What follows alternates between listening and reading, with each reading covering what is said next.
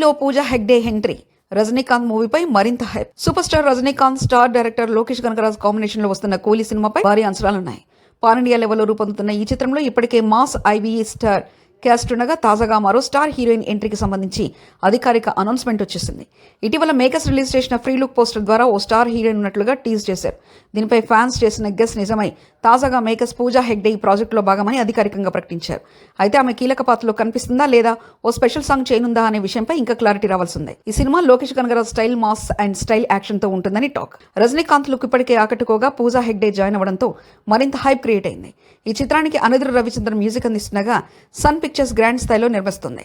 లోకేష్ తన mark gangster action డ్రామాను mass commercial elements తో మిక్స్ చేసి కూలీని ఓ మెగా బ్లాక్ బస్టర్ గా మలచాలని చూస్తున్నాడు. పూజా హెగ్డే ఎంట్రీతో కూలీపై మరింత ఆసక్తి పెరిగింది. త్వరలో మేకర్స్ మరిన్ని అప్డేట్స్ రివీల్ చేయనున్నారు.